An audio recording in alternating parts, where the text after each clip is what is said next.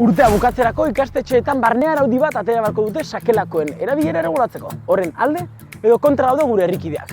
Galdetu dezagun.